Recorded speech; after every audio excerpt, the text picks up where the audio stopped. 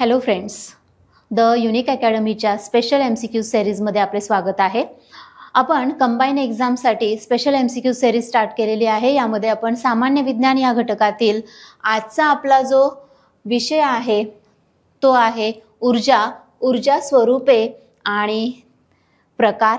या संबंधी आपण ऊर्जेसंबंधी आपण स्पेशली आज MCQs बघणार आहोत. आपला पहिला प्रश्न आहे, दूरस्थ वस्तूचे तापमान मोजण्यासाठी खालीलपैकी कोणत्या प्रारणांचा वापर केला जातो? ऑप्शन्स आहे गॅमा रेज, क्ष किरण, अवरक्त किरण आणि रेडिओ लहरी. दूरस्थ वस्तू डिस्टन्स ऑब्जेक्ट आपण कोरोनामध्ये बघितलं सुद्धा की आपलं टेम्परेचर मोजतं जात असताना दुरून मोजलं जात होतं.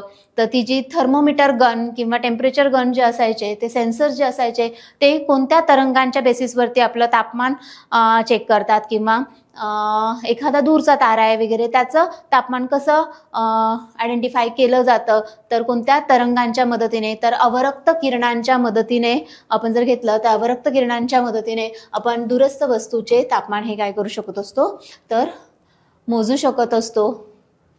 ठीक आहे. त्यानंतरचा प्रश्न आहे,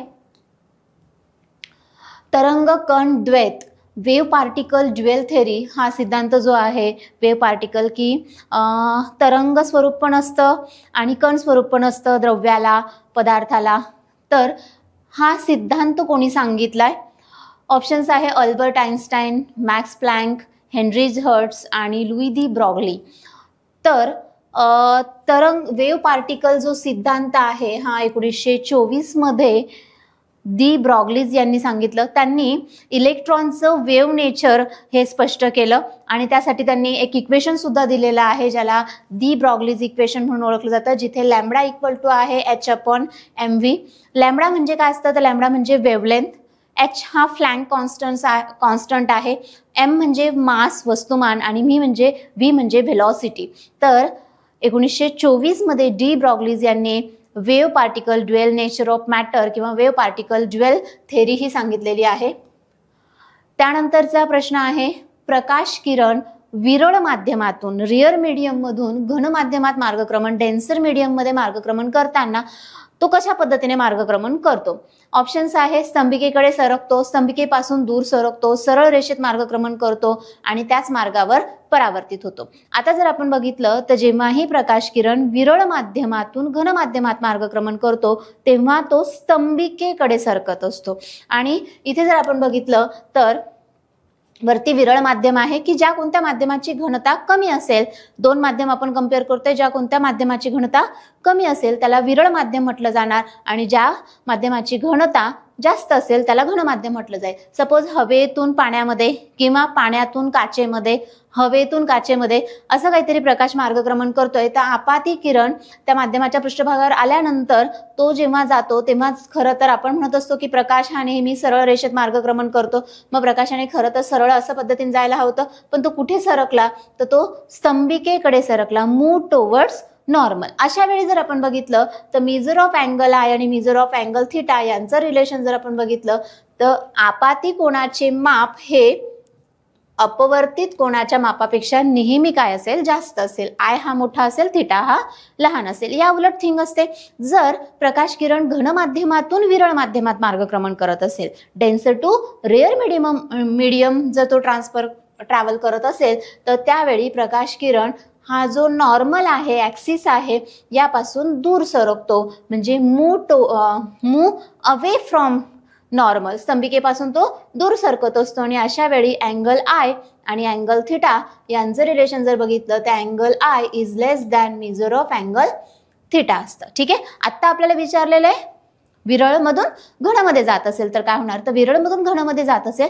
तर त्यावेळी प्रकाश हा स्तंभिकेकडे नॉर्मलकडे सरकतो. त्यानंतरचा प्रश्न आहे, धोक्याची सूचना देण्यासाठी लाल रंगाचा वापर केला जातो. मग एखादा टॉवर असेल त्यावरती सुद्धा लाल रंगाचा लाईट असतो, सिग्नल असेल लाल रंगाचा लाईट असतो. तर का?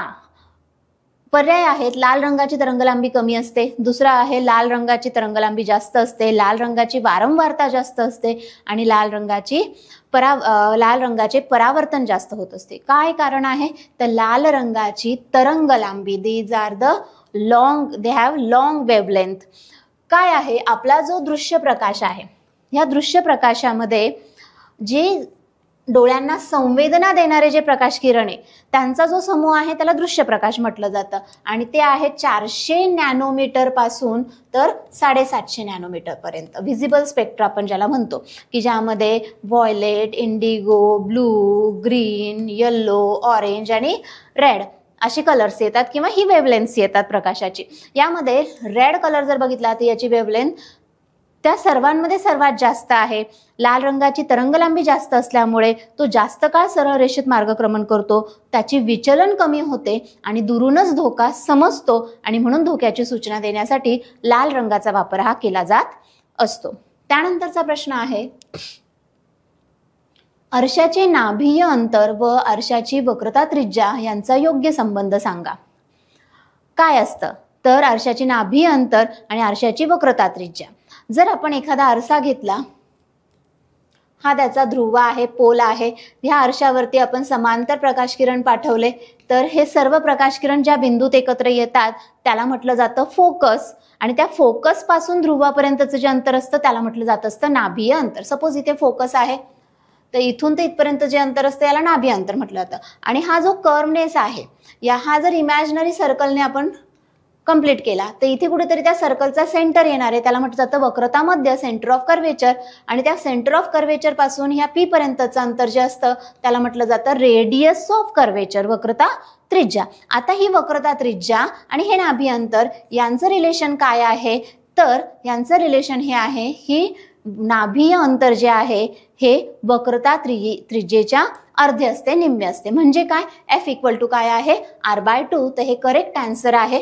तुम्ही इथेही बघू शकतात की इथे फोकस आहे, इथून ते इथपर्यंत r आहे, इथून ते इथपर्यंत f आहे, म्हणजे f इक्वल टू काय येणार r/2 येणार. किंवा तुम्ही r इक्वल टू 2f असंही आठवणीत ठेवू शकतात की नाभी अंतराची दुप्पट म्हणजे वक्रता त्रिज्या असतं आरशासाठी आणि त्याचबरोबर नाभी अंतर म्हणजे वक्रता त्रिज्येच्या अर्धे असते, निम्मे असते. ठीक आहे. त्यानंतरचा प्रश्न आहे, 10 सेंटीमीटर नाभी अंतर असणाऱ्या बहिर्वक्र भिंगापासून 20 सेंटीमीटर अंतरावर 5 सेंटीमीटर उंचीची वस्तू ठेवली असता प्रतिमेचे स्वरूप स्पष्ट करायचे आहे. सर्वात आधी बघणं गरजेचं आहे की हा भिंग कोणता आहे. हा आहे बहिर्वक्र भिंग. त्यापासून किती अंतरावर वस्तू ठेवलेली आहे. बहिर्वक्र भिंग कोणत्या प्रकारच्या प्रतिमा देतो. बहिर्वक्र भिंग हा वास्तविक आणि आभासी अशा दोन्ही प्रतिमा देतो, उलट आणि सुलट अशा दोन्ही प्रकारच्या प्रतिमा देतो, लहान आणि मोठी अशा दोन्ही प्रकारच्या प्रतिमा देतो. मग आता काय तर हा आहे बहिर्वक्र भिंग. हा त्याचा ओरिजिन आहे, इथे एफ आहे, इथे नाभी अंतराच्या दुप्पट आहे, इथे तितकंच आपण अंतर टाकतो. आता काय सांगितलेलं आहे, वस्तू कुठे ठेवलेली आहे तर वस्तूचं नाभी अंतर आहे 10, भिंगाचे नाभी अंतर आहे 10 आणि त्यापासून 20 म्हणजे 2f वर ठेवलेली आहे. मग जर वस्तू 2f वर असेल तर आपल्याला प्रतिमा सुद्धा कुठे मिळते 2f वरच मिळते आणि ती अशा पद्धतीने मिळते. आता नाभीय अंतरापेक्षा जास्त अंतरावर जर वस्तू असेल, रूल काय सांगतो आपल्याला तर वस्तू जर नाभीय अंतरापेक्षा जास्त अंतरावर असेल तर मिळणारी प्रतिमा ही वास्तविक असते, रिअल असते. इथे नाभी अंतर आहे 10, वस्तूचं अंतर आहे 20 म्हणजे u is greater than f आहे. मग वस्तू नाभी अंतरापेक्षा जास्त अंतरावर आहे म्हणजे प्रतिमा ही वास्तविक आहे. पण आता तो ऑप्शन तर सगळीकडेच आहे. मग लहान, मोठी की समान उंचीची. जर इथे आपण बघितलं तर वस्तू जर 2f इतक्या अंतरावर असेल तर प्रतिमा पण आपल्याला 2f इतक्या अंतरावरच मिळते आणि ती समान उंचीची असते आणि उलट असते. म्हणजे पर्याय क्रमांक 3 हा काय असणार आहे आपलं योग्य उत्तर असणार आहे. आपण इथेही बघू शकतो की वस्तू जर नाभी अंतराच्या दुपटीवर असेल तर प्रतिमा सुद्धा नाभी अंतराच्या दुपटीवरच मिळते, वास्तविक मिळते आणि उलट मिळते. ठीक आहे. त्यानंतरचा प्रश्न आहे, फ्लेमिंगच्या उजव्या हाताच्या अंगठ्याच्या नियमात अंगठा काय दर्शवितो. विद्युतधारेची दिशा, चुंबकीय क्षेत्राची दिशा, चुंबकाचा उत्तर ध्रुव, चुंबकाचा दक्षिण ध्रुव. तर फ्लेमिंगच्या राईट हँड थंब रूलमध्ये काय आहे राईट हँड थंब रूल, जर हा एक वाहक आहे आणि तो जर मी अशा पद्धतीने माझ्या हातात पकडला, माझ्या उजव्या हातामध्ये पकडला तर हा उभा असणारा अंगठा जो आहे हा वाहकातून वाहणाऱ्या विद्युतधारेची दिशा दर्शवतो, तर गुंडाळलेली बोटं जी असतात ती वाहकाभोवती असणाऱ्या चुंबकीय क्षेत्राची दिशा दर्शवतात. थिंग काय आहे? एखाद्या वाहकातून जेव्हा विद्युतधारा वाहते तेव्हा त्या वाहकाभोवती चुंबकीय क्षेत्र निर्माण होत असतं आणि त्या वाहकातून वाहणारी विद्युतधारेची दिशा आणि चुंबकीय क्षेत्र यांचा परस्पर संबंध दर्शवणारा असा हा फ्लेमिंगचा राईट हँड थंब रूल आहे. तर थंब अंगठा काय दर्शवतो? विद्युतधारेची दिशा दर्शवित असतो. या पद्धतीने डायरेक्शन ऑफ इलेक्ट्रिक करंट आणि गुंडाळलेली बोटं डायरेक्शन ऑफ मॅग्नेटिक फील्ड दर्शवत असतात. त्यानंतरचा प्रश्न आहे, हवा हे डॅश डॅश आहे. लोहचुंबकीय पदार्थ आहे, पॅरामॅग्नेटिक सबस्टन्स आहे, डायमॅग्नेटिक सबस्टन्स आहे की अचुंबकीय पदार्थ आहे. तर हवा जर आपण बघितलं, आता मॅग्नेटिक सबस्टन्सेस जी असतात, चुंबकीय पदार्थ जी असतात, त्यांच्यावरती चुंबकीय क्षेत्रामध्ये काहीतरी प्रभाव दिसून येत असतो. या व्यतिरिक्त असे काही पदार्थ आहे ज्यांच्यावरती चुंबकीय क्षेत्रामध्ये ते असतील, चुंबकासोबत असतील, तरी सुद्धा त्यांच्यावरती कोणताही चुंबकाचा प्रभाव दिसून येत नाही. अर्थातच ते काय असतात? नॉन मॅग्नेटिक सबस्टन्सेस असतात. आता राहिलंय मॅग्नेटिक सबस्टन्सेसचं, की चुंबकीय तर आहे पण ते खूप जास्त चुंबकीय आहे का? स्ट्रॉंग मॅग्नेटिक फील्ड दर्शवतात का? मॅग्नेटिक फील्डमध्ये ते सेम डायरेक्शनने मॅग्नेटाइज होतात की अपोजिट डायरेक्शनने मॅग्नेटाइज होतात? त्यानुसार जर आपण बघितलं तर जी पदार्थ चुंबकाकडे खूप जास्त प्रमाणात आकर्षली जातात, स्ट्रॉंगली मॅग्नेटाइज्ड होतात, त्यांना म्हटलं जात असतं फेरोमॅग्नेटिक सबस्टन्सेस, म्हणजे लोहचुंबकत्व, ज्यामध्ये आयर्न, निकेल, कोबाल्ट अशी पदार्थ येतात. त्यानंतर पॅरामॅग्नेटिक सबस्टन्सेस जी असतात ती त्यांना जर एखाद्या स्ट्रॉंग मॅग्नेटिक फील्डमध्ये ठेवलं तर ज्या दिशेने चुंबकत्व आहे त्या दिशेनेच ते काय होतात? मॅग्नेटाइज होतात. For example air, aluminium, chromium आणि मॅंगनीज. आपल्याला विचारलेलं आहे एअर. मग हवा काय आहे? तर हवा ही पॅरामॅग्नेटिक सबस्टन्स आहे, magnetized in same direction of the magnetic field. आणि डायमॅग्नेटिक सबस्टन्सेस काय असतात? ते मॅग्नेटाइज होतात पण काय? अपोजिट डायरेक्शन, विरुद्ध दिशेने मॅग्नेटाइज होतात, जसं कॉपर, झिंक आणि बिस्मथ हे जे काय आहे तर डायमॅग्नेटिक सबस्टन्स आहे. आपला प्रश्न होता हवा काय आहे? तर हवा हे काय आहे? पॅरामॅग्नेटिक सबस्टन्स आहे. पर्याय क्रमांक 2 हे ह्या प्रश्नाचं काय आहे? योग्य उत्तर आहे. ठीक आहे, पर्याय क्रमांक 2 हे ह्या प्रश्नाचे योग्य उत्तर आहे. त्यानंतरचा प्रश्न आहे, पृथ्वीचे चुंबकत्व यामुळे दिसून येते. सौर प्रभारामुळे का? प्रभावामुळे का? डॉपलरच्या प्रभावामुळे का? इफेक्टमुळे का? डायनॅमो इफेक्टमुळे का? की स्टॉर्क इफेक्टमुळे? तर डायनॅमो इफेक्टमुळे हे घडत असतं. आपल्याला माहित आहे पृथ्वीचा जो अंतर्भाग आहे, तर जो कोर आहे त्यामध्ये सॉलिड कोर आहे इनर, आणि जो आउटर कोर आहे तो लावा रसाचा बनलेला आहे आणि ज्यामध्ये मेनली निकेल आणि फेरस ही कंटेंट आहे. बरोबर. आता हे जे आहेत यांचा इथे प्रवाह निर्माण होत असतात. आतमध्ये जो आहे हा सॉलिड कोर आहे तो ऑलरेडी असा एक मॅग्नेटाइज, एक चुंबकीय पदार्थ आहे, किंवा पृथ्वीच्या इतर भागांमध्ये पण चुंबकीय पदार्थ आहे. आता हे जो आहे हा प्रवाहित होत असतो. मग एका चुंबकाच्या भागामध्ये दुसरा चुंबकीय पदार्थ फिरल्यासारखं हे होतं, म्हणजे हे डायनॅमो सारखं आहे, जनित्रासारखं आहे, आणि मग त्यालाच डायनॅमो इफेक्ट म्हटलं जातं. आणि म्हणूनच पृथ्वीमध्ये काय होत असतं तर पृथ्वीचे एकूणच पृथ्वी स्वतः एक चुंबक असल्यासारखी बिहेव करते. त्यानंतर मुक्त ध्रुव चुंबक या ठिकाणी मिळवता येईल. पृथ्वीच्या ध्रुवावर, पृथ्वीपासून 36,000 किलोमीटर उंचीवर, 1000 पास्कल दाबाखाली पृथ्वीच्या ध्रुवावर, आणि यापैकी नाही. तर चुंबकाचे ध्रुव कधीही एकमेकांपासून विलग करता येत नसतात. मुक्त ध्रुव चुंबक हा मिळवता येत नसतो. हायपोथेटिकली असं म्हटलेलं आहे की कदाचित जिथे कुठे विश्वामध्ये जिथे खूप जास्त कॉस्मिक रेज आहे, विश्वकिरण आहे, अशा ठिकाणी कदाचित आपल्याला चुंबकाचे ध्रुव वेगळे करता येतील, पण ते हायपोथेटिकल आहे. सध्या तरी आपल्याला चुंबकाचे 2 ध्रुव वेगळे करता येत नाही किंवा मुक्त ध्रुव चुंबक आपल्याला मिळवता येत नाही. त्यामुळे पर्याय क्रमांक 4 यापैकी नाही हे योग्य उत्तर आहे.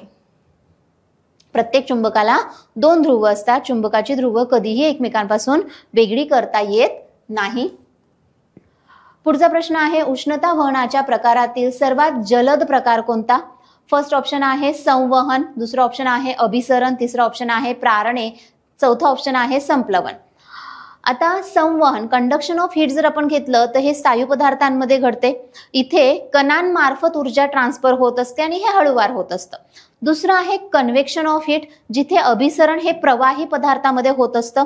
जिथे पदार्थाचे कण स्वतः एका ठिकाणाहून दुसऱ्या ठिकाणी जातात, ज्याला आपण कन्व्हेक्शन करंट म्हणतो, अभिसरण प्रवाह आपल्याला बघायला मिळतो आणि जो नेहमी खालून वरच्या दिशेने असतो, हे सुद्धा वेळ घेणारं असं आहे.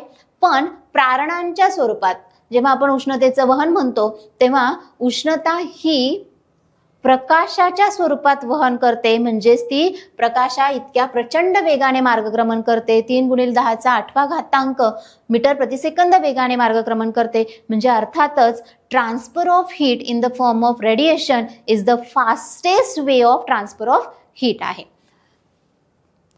त्यानंतरचा प्रश्न आहे, उष्मागतिकीच्या खालीलपैकी कोणत्या नियमानुसार उष्णतेचे वहन होते? थर्मोडायनॅमिक्सचा कोणता नियम सांगतो की हॉट सबस्टन्स कडून कोल्ड सबस्टन्सकडे ट्रान्सफर ऑफ हीट स्पॉन्टॅनियसली होणार आहे, की कोल्ड सबस्टन्स कडून हॉट सबस्टन्सकडे ट्रान्सफर ऑफ हीट करायचं असेल तर ते स्पॉन्टॅनियसली होणार नाही, त्यासाठी कार्य करावं लागेल असं सांगणारा नियम कोणता? तर तो आहे थर्मोडायनॅमिक्सचा दुसरा नियम. थर्मोडायनॅमिक्समध्ये 0th law, 1st law, 2nd law आणि 3rd लॉ आहे. 0th लॉ जो आहे तो इक्विलिब्रियम संबंधी आहे. 1st लॉ जो आहे तो आपला कन्झर्वेशन ऑफ एनर्जीचा लॉ आहे. ऊर्जा निर्माण करता येत नाही, नष्ट होत नाही, ऊर्जेचे सतत एका स्वरूपातून दुसऱ्या स्वरूपात रूपांतर होत असते आणि विश्वातील एकूण ऊर्जा ही सदैव अक्षय आहे, असा उष्मागतिकीचा पहिला नियम आहे. दुसऱ्या नियमामध्ये एन्ट्रॉपी बद्दल बोललेला आहे की सिस्टम मधला जो रॅन्डमनेस असतो किंवा प्रत्येक सिस्टम मध्ये एक ऊर्जा असते, त्या ऊर्जेमधली युटिलाइज होऊ शकणारी जी ऊर्जा असते ती जर कमी होत गेली तर सिस्टीम मध्ये जो रॅन्डमनेस क्रिएट होतो त्याला म्हटलं जातं एन्ट्रॉपी. आणि मग जर एखादं इंधन पाहिजे असेल तर नक्कीच त्याची एन्ट्रॉपी कमी असली पाहिजे. मग आपण जर घेतलं तर एखादा हॉट सबस्टन्स आहे त्यापासून जर उष्णता थंड पदार्थाकडे ट्रान्सफर होत असेल तर हे स्पॉन्टॅनियसली घडतं, high energy to low energy आहे. पण जर कोल्ड कडून हॉट कडे ट्रान्सफर ऑफ हीट करायचं असेल तर ते स्पॉन्टॅनियसली होणार नाही, तेव्हा तिथे कार्य करावं लागेल. जसं आपल्या फ्रीजच्या बाबतीत घडतं, आपल्या एसीच्या बाबतीत घडतं की तिथे कार्य करावं लागतं, काहीतरी ऊर्जा खर्च करावी लागते, मेकॅनिकल एनर्जी वापरावी लागते, कार्य करावं लागतं आणि मग त्यानुसार थंड भागाकडून काय होत असतं, उष्णतेचं वहन गरम भागाकडे होत असतं. तर एन्ट्रॉपी, रॅन्डमनेस जो असतो, एन्ट्रॉपी जेवढी सिस्टमची कमी तेवढी युजेबल एनर्जी काय असते त्या सिस्टममध्ये जास्त असते. मग जर आपण म्हटलं की विश्वातली ऊर्जा एन्ट्रॉपी ही वाढते, म्हणजे काय, युटिलायझेबल एनर्जी काय होते, कमी होते, रॅन्डमनेस हा काय होतोय, वाढतोय. त्यानंतरचा, एका विद्युत दिव्यातील कुंडलातून 2 अँपिअर इतकी विद्युतधारा 2 मिनिटे प्रवाहित होत असेल तर त्या परिपथातून प्रवाहित होणारा प्रभार काढायचा आहे. इलेक्ट्रिसिटी दिलेली आहे, विद्युतधारा दिलेली आहे, टाइम दिलेला आहे, आपल्याला प्रभार चार्ज कॅल्क्युलेट करायचा आहे. काय रिलेशन असतं, I इक्वल टू काय असतं, Q/T असतं, बरोबर ना. विद्युतधारा आपण कशी कॅल्क्युलेट करतो, विद्युतधारा आपण I इक्वल टू Q/T करतो. याला रिअरेंज केलं तर म्हणजे Q इक्वल टू काय येणार, I × T येणार. आता 2 अँपिअरची विद्युतधारा आहे आणि 2 मिनिटे म्हटले, त्या 2 मिनिटांचं सेकंदामध्ये रूपांतर केलं तर 120 सेकंड्स येतं आणि हा गुणाकार जर केला तर आपल्याला उत्तर मिळतं 240 कुलम. की जर 2 अँपिअरची विद्युतधारा 2 मिनिटांसाठी वाहकातून जाऊ दिली असेल तर तिथे ट्रान्सफर होणारा जो चार्ज असतो तो किती असतो, तो 240 कुलम इतका असतो. त्यानंतरचा प्रश्न आहे, खालीलपैकी कोणत्या माध्यमात ध्वनीचा वेग सर्वात कमी असेल? आपण जर ध्वनीच्या वेगाच्या बाबत जर बघितलं तर माध्यमाच्या घनतेवर, माध्यमाच्या तापमानावर, माध्यमावर ध्वनीचा वेग अवलंबून असतो. माध्यमाची घनता जितकी जास्त तितका जास्त ध्वनीचा वेग असतो. स्थायू पदार्थामध्ये ध्वनीचा वेग जास्त असतो, द्रवामध्ये त्या तुलनेने कमी असतो आणि वायूमध्ये सर्वात कमी असतो. हे सिंपल एक लॉजिक लावलं तरी सुद्धा आपल्याला कळतं की हवा हे जे माध्यम आहे ह्या माध्यमामध्ये ध्वनीचा वेग सर्वात काय असेल, कमी असेल, न्यूनतम असेल. या 4 पैकी साधारण किती असतो पाण्यामध्ये, हवेमध्ये ध्वनीचा वेग? तर पाण्यामध्ये साधारण 1230 मीटर प्रति सेकंद, किंवा जर आपण समुद्राचं पाणी घेतलं तर 1250 मीटर प्रति सेकंद इतका साधारण पाण्यातील ध्वनीचा वेग असतो. स्टीलमध्ये साधारण 5920 मीटर प्रति सेकंद असतो. ॲल्युमिनियममध्ये 6000 पर्यंत तो असतो. ग्लासमध्ये 4540 मीटर प्रति सेकंद असतो आणि एअरमध्ये 340-344 मीटर प्रति सेकंद इतका ध्वनीचा वेग असतो. खालील विधानातील अयोग्य विधान किंवा विधाने ओळखा. हत्ती, गेंडा, व्हेल इत्यादी प्राण्यांना अश्राव्य ध्वनी ऐकू येतो. हो, बरोबर आहे. व्हेल सारखा प्राणी इकोलोकलायझेशनसाठी अश्राव्य ध्वनीचा वापर करतो. हे सुद्धा बरोबर आहे. भूकंप मापनासाठी अल्ट्रासाऊंडचा वापर केला जातो. नाही, भूकंप मापनासाठी अल्ट्रा नाही, इन्फ्रासाऊंड. ध्वनी त्याच्या वारंवारतेनुसार 3 प्रकारांमध्ये विभागला जातो. इन्फ्रासाऊंड, ऑडिबल रेंज आणि अल्ट्रासाऊंड. ज्या ध्वनीची वारंवारता फ्रिक्वेन्सी ही 20 हर्ट्झपेक्षा कमी असते त्याला इन्फ्रासाऊंड म्हटलं जातं, अश्राव्य ध्वनी म्हटलं जातं. 20 ते 20,000 हर्ट्झचा जो ध्वनी असतो त्याला ऑडिबल रेंज, श्राव्य ध्वनी म्हटलं जातं. तर 20,000 हर्ट्झपेक्षा जास्त वारंवारतेचा जो ध्वनी असतो त्याला अल्ट्रासाऊंड म्हटलं जातं. आपण अश्राव्य ध्वनी म्हणजे इन्फ्रासाऊंड, त्याचबरोबर अल्ट्रासाऊंड हे दोन्ही आपण ऐकू शकत नाही. आपण 20 ते 20,000 हर्ट्झ या दरम्यानचा ध्वनी ऐकतो म्हणून त्याला आपण ऑडिबल म्हणतो. आता भूकंप मापना म्हणजे खूप मायनर हालचाली भूगर्भातल्या सुद्धा डिटेक्ट करायच्या असेल तर त्यावेळी अल्ट्रासाऊंड नाही, इन्फ्रासाऊंडचा वापर केला जातो. अयोग्य विधान ओळखायचे. मग हे अयोग्य आहे तर फक्त ब हे विधान काय असेल? फक्त ब हा पर्याय योग्य असेल. ठीक आहे. तर भूकंप मापनासाठी अश्राव्य ध्वनीचा वापर हा केला जातो. त्यानंतर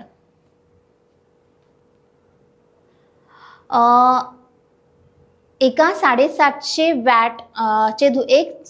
वॅटचे धुलाई यंत्र दररोज 3 तास वापरले असता डिसेंबर महिन्यातील वीज आकारणी काढायची. आपल्याला युनिट्स कॅल्क्युलेट करायचे की किती किलोवॅट अवर्स किंवा युनिट्स हे वापरले गेले डिसेंबर महिन्यामध्ये. सर्वात पहिलं तर जेव्हा आपल्याला युनिट्स कॅल्क्युलेट करायचे असतात तेव्हा जी पॉवर असते ती वॅटमध्ये न कॅल्क्युलेट घेता ती किलोवॅटमध्ये असणे आवश्यक असते.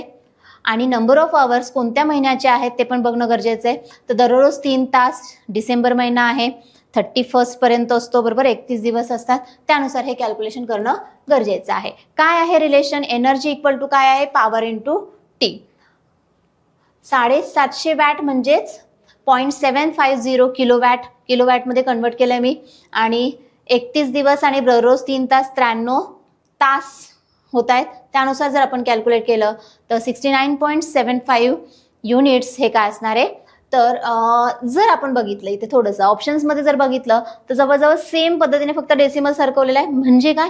म्हणजे आपल्याला वॅटचे किलोवॅट करणे आठवणीत ठेवणे गरजेचे आहे ह्या प्रश्नाच्या बाबतीत. ठीक आहे. तर योग्य उत्तर आहे 69.75 units.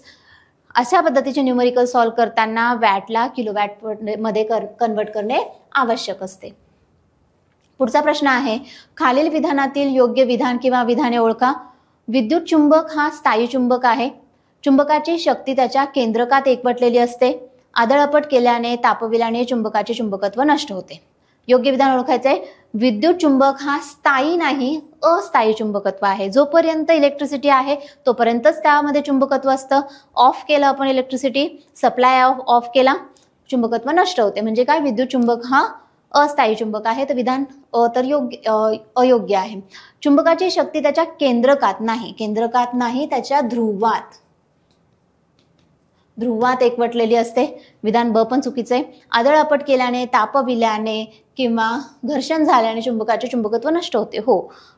On rough use magnet loses its magnetic power. आदळआपट केल्याने, तापविल्याने चुंबकाचे चुंबकत्व नष्ट होतं. हे विधान योग्य आहे. मग आपल्याला योग्य शोधायचे म्हणजे फक्त क योग्य आहे. पर्याय क्रमांक 3 हे ह्या प्रश्नाचं योग्य उत्तर आहे. इवन आदळआपट केल्याने, तापविल्याने चुंबकाची शक्ती कमी होते असं होऊ नये म्हणून चुंबक रक्षक म्हणून शुद्ध लोखंडाचा वापर केला जात असतो. तापवलं तर चुंबकत्व नष्ट होत असते आणि ज्या तापमानाला चुंबकाचे चुंबकत्व नष्ट होते ना त्याला क्युरी तापमान, क्युरी टेम्परेचर म्हणून ओळखले जाते. त्यानंतरचा प्रश्न आहे, ओहमच्या नियमाबाबत खालील विधानातील योग्य विधान ओळखा. थर्मिस्टर, व्हॅक्यूम ट्यूब इत्यादींना ओहमचा नियम लागू होत नाही. हो, बरोबर आहे. वाहकाची स्थिती स्थिर असताना वाहकाच्या 2 टोकातील विभवांतर व वाहकातून वाहणारी विद्युतधारा यांचे गुणोत्तर नेहमी स्थिर असते. V/I इक्वल टू काय असतं? कॉन्स्टंट असतं. आणि ज्याला आपण आज काय म्हणतो? रेझिस्टन्स R म्हणतो. तर हे बरोबर आहे. हेच ओहम यांनी सांगितलेलं आहे. सेमीकंडक्टरला ओहमचा नियम लागू होत नाही. हे सुद्धा बरोबर आहे. सर्व विधान योग्य आहेत. तर वरील सर्व हे ह्या प्रश्नाचं काय असणार आहे? योग्य उत्तर असणार आहे. त्यानंतरचा प्रश्न आहे, वस्तुमान, विशिष्ट उष्माधारकता व तापमानातील बदल या सूत्राने दर्शवला जातो. एखादी वस्तू जी असते, पदार्थ जो असतो तो उष्णता ग्रहण करतो किंवा मुक्त करतो तेव्हा त्याच्या तापमानात बदल होत असतो. पण ते तापमानात बदल होत असताना त्या वस्तूचे, पदार्थाचे वस्तुमान किती आहे, त्या पदार्थाची विशिष्ट उष्माधारकता किती आहे, त्यानुसार तापमानात बदल दिसतो. आणि मग ते इक्वेशन कोणतं आहे, तर Q = mc डेल्टा T हे असं आहे, ज्यामध्ये Q काय दर्शवतो, Q दर्शवतो पदार्थाला दिलेली किंवा पदार्थातून काढून घेतलेली उष्णता, M दर्शवतो मास, C दर्शवतो स्पेसिफिक हीट आणि डेल्टा T म्हणजे तापमानातील बदल. कोणीतरी आपल्याला अशा पद्धतीने हे सांगू शकतं की Q = mc T2 - T1 म्हणजे काय, तापमानातील बदल. ठीक आहे. त्यानंतर प्रकाशाचे मार्गक्रमण डॅश डॅशच्या स्वरूपात होत असते. अणुतरंगाच्या स्वरूपात होते का, अवतरंगाच्या स्वरूपात होते, सेकंडरी वेव्हच्या की जेट स्ट्रीमच्या. तर प्रकाशाचे मार्गक्रमण हे ट्रान्सव्हर्स वेव्हच्या स्वरूपात होत असते, अवतरंगाच्या स्वरूपात होत असते. ध्वनीचे मार्गक्रमण अणुतरंगाच्या स्वरूपात हे होत असते. ध्वनीचे, साऊंडचे अणुतरंगाच्या स्वरूपात आणि लाईटचे अवतरंगाच्या स्वरूपात मार्गक्रमण हे होत असते. आजच्या ह्या टेस्ट सिरीजच्या सिरीजमध्ये आपण ऊर्जेची स्वरूप, प्रकाश, ध्वनी, चुंबकत्व, उष्णता याबद्दल MCQs आपण बघितले. पुढच्या भागामध्ये आपण दाब, घनता, किरणोत्सार याबाबत MCQs बघणार आहोत. प्रॅक्टिस करत रहा. येणाऱ्या परीक्षांसाठी तुम्हाला खूप खूप शुभेच्छा. थँक्यू.